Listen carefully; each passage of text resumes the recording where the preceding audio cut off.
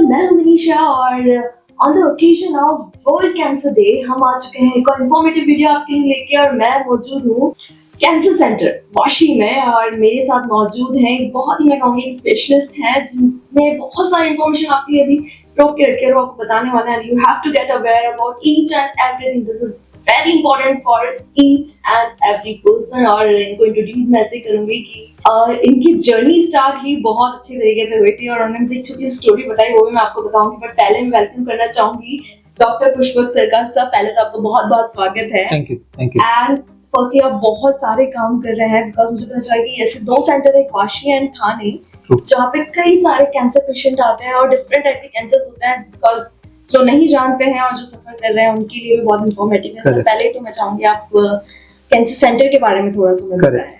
तो हमारे 2 सेंटर्स है, डॉक्टर पुष्पक चिरमाड़े कैंसर सेंटर नाम से, पीसीसी कैंसर सेंटर हम इसको कहते हैं। सो वाशी और थाने में ये स्थित है। The basic aim is to provide cancer treatment to each and every patient at a very affordable and an accessible way. इसका मतलब क्या होता है कि बहुत अभी हम लोग देख रहे हैं कि कैंसर के प्रमाण बहुत ज्यादा बढ़ रहा है और ट्रीटमेंट का खर्चा भी ज्यादा होता है। तो हमारा फोकस होता है कि हमारा जो मोटो है कैंसर केयर विदाउट बैरियर्स, जिसका मतलब है कि हम आइडेंटिफाई करते हैं कि पेशेंट्स को क्या बैरियर आ सकता है। जैसे फाइनेंशियल बैरियर हो तो हम लोग उनको ट्रस्ट एंड अदर फाउंडेशंस से मदद प्रोवाइड करते हैं, या सोशल बैरियर्स है, लॉजिस्टिकल बैरियर्स है, जहाँ पे उनको रहने की सुविधा नहीं है, मुंबई में आते हैं ट्रीटमेंट लेने के लिए पर उनको अकोमोडेशन का प्रॉब्लम होता है, तो हम लोग उसको भी फैसिलिटेट करते हैं सो दैट उनकी कैंसर ट्रीटमेंट की एक जर्नी जो है वो अच्छे से हो जाए, वो पूरी ट्रीटमेंट किफ़ायती तरीके से कंप्लीट कर सके। और इसी मोटो के साथ हमने ये सेंटर शुरू किए हैं। So this is an amazing initiative sir, because as such अभी देखा जाए तो अगर आप भी आपके इन्फॉर्मेशन के हिसाब से मेरे हिसाब से कैंसर अभी बहुत ज्यादा देखा जा रहा है कंपैरेटिवली पहले से। I would love to start with your story. Sir ने मुझे बताया कि उन्होंने उनका करियर स्टार्ट ऐसे किया था और your grandmother was suffered with something. So can you please share that story with us? So it's a little emotional story for me, but I started my journey as a doctor from Sion Hospital in Mumbai. So when I was in MBBS, we came to know that my maternal, मतलब मेरी जो नानी है, तो उनको lung cancer detect हुआ था, which was in an advanced stage. तो तभी से एक्चुअली बहुत देखा था कि ट्रीटमेंट में बहुत दुविधाएं आती है। हम लोग रेडिएशन के लिए लेके जाते थे नानी को, तो it was really difficult because और उतना जो कैंसर का एक अवेयरनेस तभी नहीं था। This was way back in I think 98-99।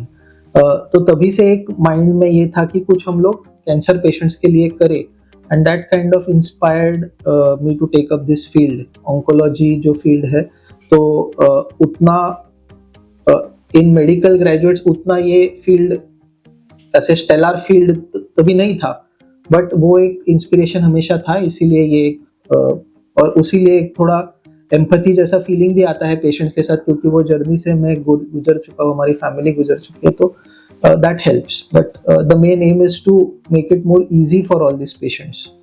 This is amazing sir, because कहते हैं खुद पे बीती हो तो आप बहुत अच्छे से फील कर पाते हैं चीजें। And okay, on this note we will going to start with the basic question, what is kidney cancer?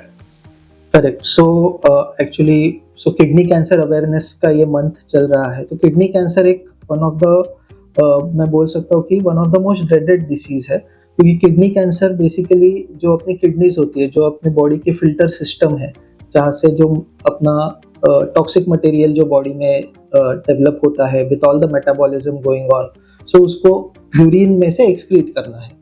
तो वहाँ पे एक फिल्टर लगा होता है जिसको बोलते हैं kidney. This organs are filtration systems.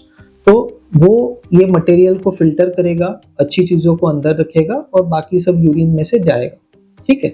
तो बेसिकली अगर इस ऑर्गन में जो किडनी राइट और लेफ्ट से 2 किडनीज होती है अपनी, तो उसमें कोई गांठ हो गई, वहाँ पे अगर सूजन आ गई, उनका फंक्शनिंग अफेक्ट करने जैसा ये हुआ, तो इसको हम लोग बोलते हैं any abnormal growth, uncontrolled growth in the kidneys presenting in the form of a lump is known as a kidney cancer.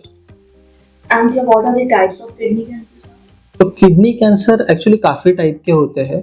तो यूजुअली सिंगल मतलब यूनिलैटरल किडनी कैंसर्स होते हैं। कुछ रेयर जेनेटिक बीमारियों में बायलैटरल किडनी कैंसर्स भी साथ में प्रेजेंट हो सकते हैं।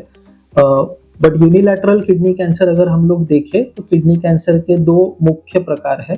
One is clear cell carcinoma of the kidney and the other is non clear cell carcinoma of the kidney. अभी नॉन क्लियर सेल में अगेन सब टाइप्स होते हैं, जिसमें आपका सार्कोमाटॉइड कार्सिनोमा हो गया and other different rare subtypes. But अगर हम लोग देखें तो 80% क्लियर सेल कार्सिनोमा करके प्रेजेंट होते हैं। So, कैसे we can just cure with these things? Like early age में कैसे इसको So resolve कर basically, सकते हैं? हाँ, so basically the biggest problem with kidney cancer is kidney is a visceral organ. Visceral organ मतलब अंदरूनी एक organ है और उसका जो बदलाव हो रहा है उसके अंदर हमको बाहर से नहीं पता चलता बहुत इजीली। उसमें पेन सेंसेशन भी बहुत मतलब कम होता है, सिर्फ डिस्टेंशन या मतलब सूजन आने पे हमको थोड़ा सा भारीपन फील होता है और इसीलिए छोटी छोटी जो गठाने होती है वो हम लोग मिस कर जाते हैं। कभी कभी अपने को ये this usually presents with a back pain, specially in the lumbar region. Lumbar region is this region अपने जस्ट बैक के दोनों साइड्स में, फ्लैंक रीजन जो बोलते हैं।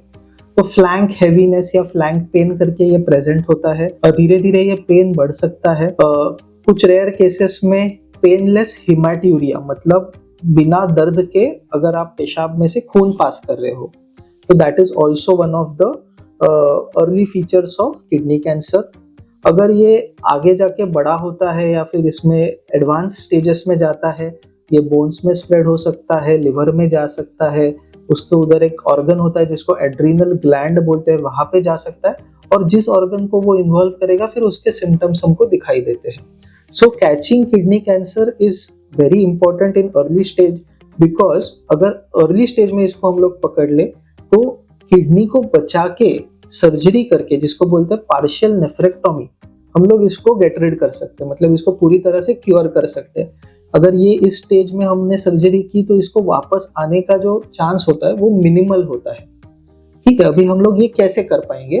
तो इसको करने के लिए मतलब एक रेगुलर हम लोग जो बोलते हैं हेल्थ चेकअप, या जिसमें हम लोग किडनी की सोनोग्राफी या पेट की सोनोग्राफी करते हैं, तो बहुत सारे, मैं बोलूंगा 90% जो अर्ली डिटेक्टेड किडनी कैंसर्स है ये एक्चुअली हेल्थ चेकअप्स में पिकअप होते हैं, ना कि सिम्टम्स के साथ। जब सिम्टम्स आना शुरू हुआ तो ये ऑलरेडी थोड़ा एडवांस हो गया है।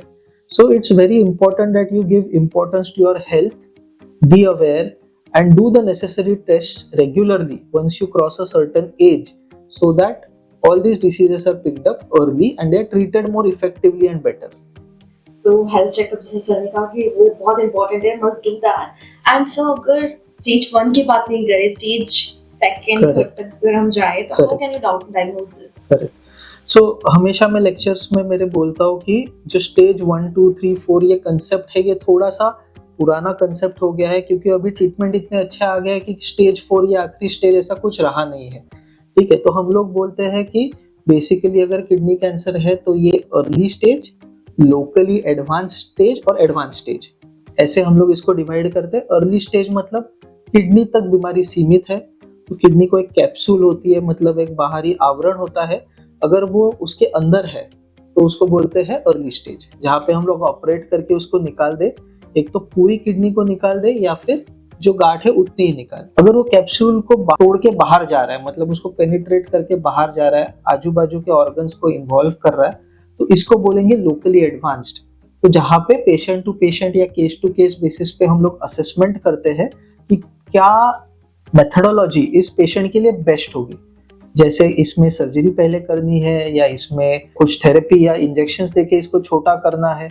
All these things are decided in something known as a tumor board meet, जहाँ पे मेरे जैसे मेडिकल ऑन्कोलॉजिस्ट रहेंगे, हमारे यूरो ऑन्कोलॉजिस्ट रहेंगे और जरूरत पड़ी तो रेडिएशन ऑन्कोलॉजिस्ट या जो हम लोग बोलते हैं रेडिएशन थेरेपी देने वाले डॉक्टर, वो भी रहेंगे। अगर एडवांस स्टेज में है, जिसका मतलब क्या है कि इसको हम लोग श्योर है कि इसको ऑपरेट तो नहीं कर पाएंगे या फिर ये अलग अलग ऑर्गन्स में स्प्रेड हो गया है, तो ऐसे सिचुएशंस में हमारे पास अभी बहुत अच्छी थेरेपी आई है which is known as immunotherapy and targeted therapies. These are the latest advances in cancer treatment, तो जिसको यूज करके हम लोग इस बीमारी को काफी हद तक कम कर सकते हैं। I have seen patient growing from like multiple disease sites that almost everything is under control and reduced to almost zero. So these latest advances in cancer treatment, we do it at our centers at a very affordable and an accessible way.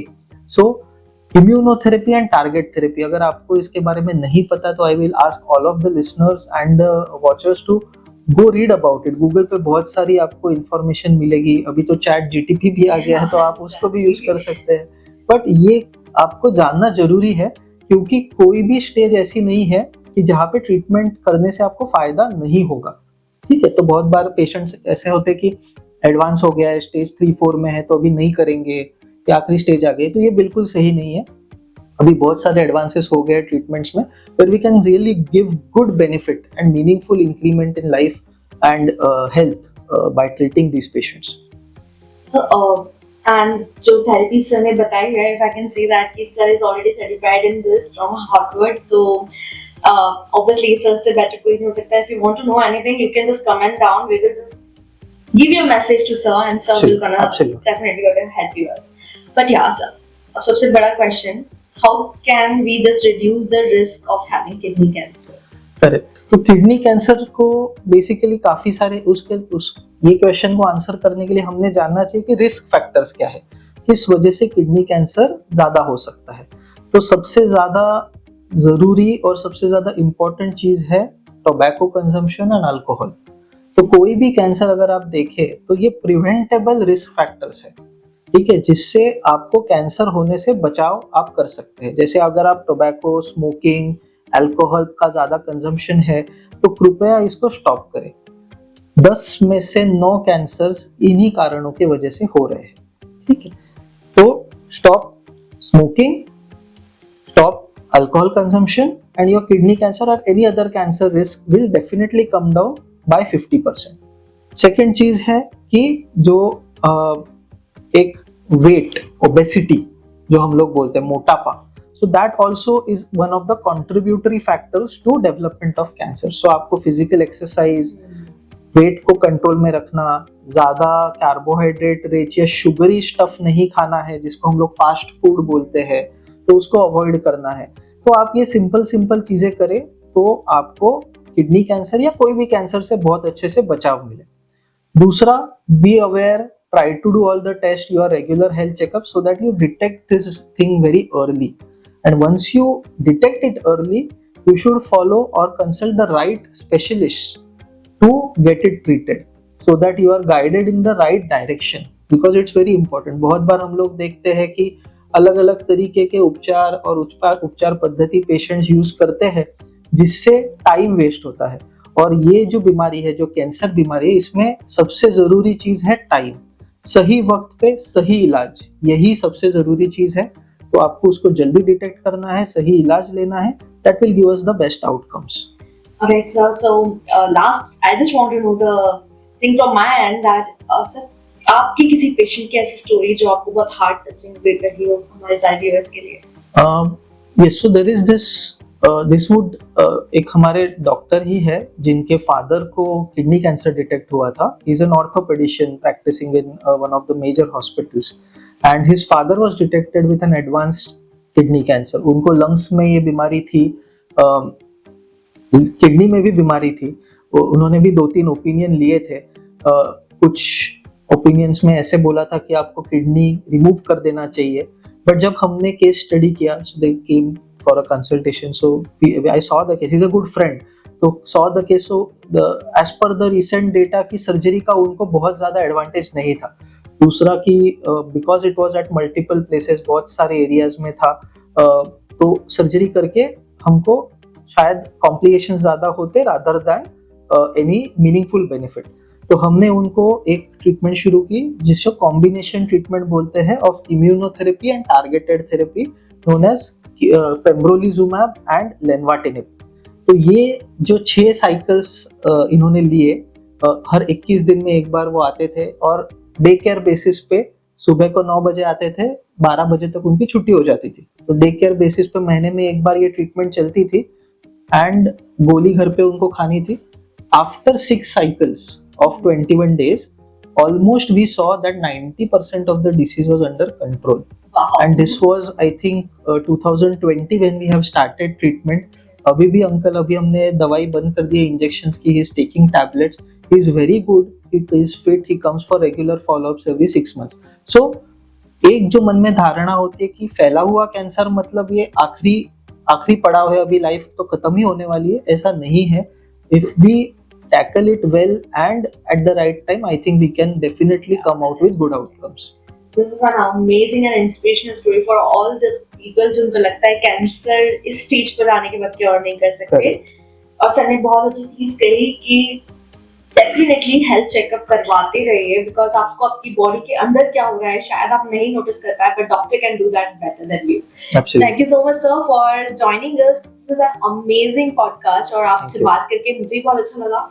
Hopefully आप सबको भी बहुत सारी information मिल गई होगी, और कुछ भी क्वेरी है, कोई भी क्वेश्चन है, दिमाग में कुछ भी ऐसा चल रहा है, तो you can comment down in the given blue links, और you can ask question to our doctors और our consultants जो भी हैं. हम आप सबकी कोशिश करेंगे कि आपकी इस कैंसर के क्वेश्चंस को बिल्कुल सॉर्ट करें. और इतना ही कहना चाहेंगे. Thank you so much sir for joining us, और ऐसे हमारे साथ बने रहिएगा.